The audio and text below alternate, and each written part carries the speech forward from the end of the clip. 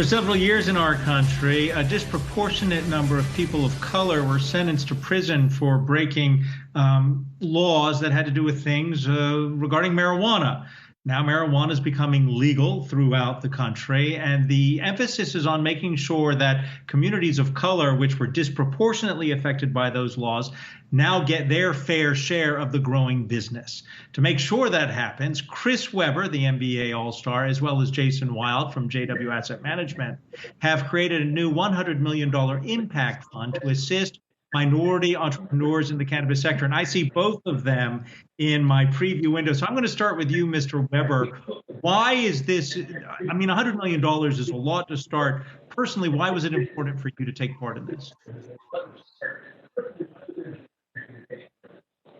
Well, it was important for me, and thank you for having us on. It was important for me because after being in the business, I've just seen how there's not much access, whether it is to capital, whether it is to operational know-how, for a lot of minorities.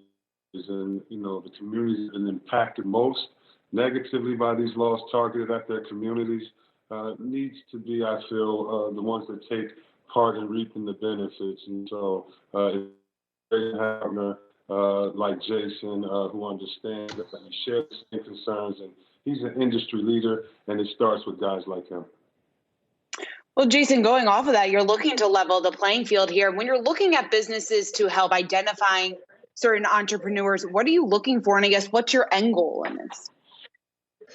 Sure. I think that a lot of the qualities of the businesses that we're looking at and the strategy that we're attracted to, they're going to be the same as if they weren't being run by these underrepresented minorities. So we want to look at for our regular fund, the companies that we've been the most attractive to more recently have been vertically integrated operators, say in limited license states. We would like to make those same type of investments in similar companies, but with minority members, and more specifically, Black entrepreneurs, because they have been so disproportionately incarcerated and harmed by the war on drugs. What we want to do is even the playing field, bring those entrepreneurs into these programs and support them, not just with money, but with know-how and offering them some infrastructure so that we're sure that they're going to be able to succeed.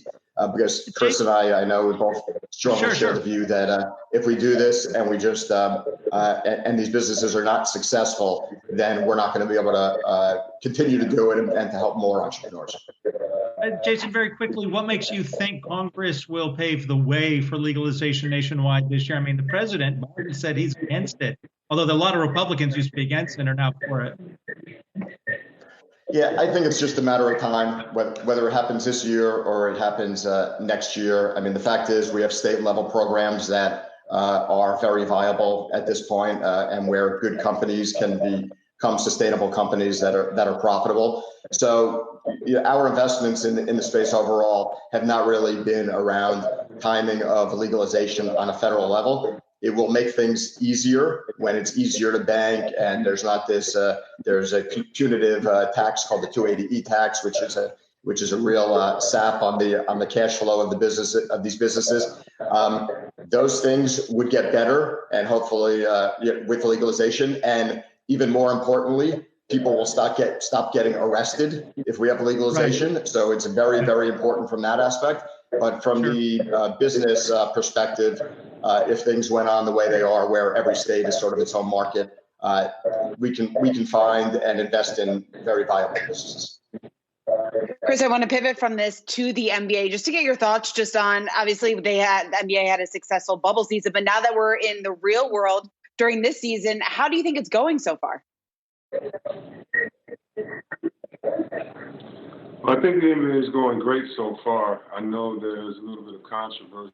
The All-Star game, and some players feeling that the season just ended so quickly, and it hasn't been much time to rest and recuperate. But you always have those things. The All-Star game is for the fans, and I think everyone's excited to see if LeBron can win championship in his 18th season, or if a team like Brooklyn or Philly can dethrone them. I think the league's in a great lot of exciting basketball. Also, news broke today that you're going to be teaching a course on athletes and activism at Morehouse. And I was curious, a lot of us think about recent events, but there is a historical, I mean, Tommy Smith and John Carlos from the 1968 Olympics. Athletes and activism are part of a history that goes back decades. Yes, and shout out to people like Dr. Harry Edwards, who helped really forge this lane in school. I mean, when you think about all he's done when he started in 1968 with the Olympic movement there, and Dr. Carlos, he's not only a mentor, he's someone that I admire and consider a hero. And so being able to talk to him and others like a Spencer Haywood, when you look at antitrust laws and the 4-year college rule, there would not be, his movement alone and going to the Supreme Court accounted for $30 billion alone. Talk about revenue from basketball players that left college early. And so there's always been activism in sports has gone in hand since the beginning. And so I'm just kind of proud, hopefully, to be a conduit between those and honor those that came before us, and then express to the next generation who these young men, or who these gentlemen, I should say, are. It's always a pleasure to have you both here. Chris Webber, entrepreneur, 5-time NBA All-Star, founder of Webber Wellness. All the best to you. And also Jason Wild, JW Asset Management, founder and president, as you move forward with your $100 million impact fund.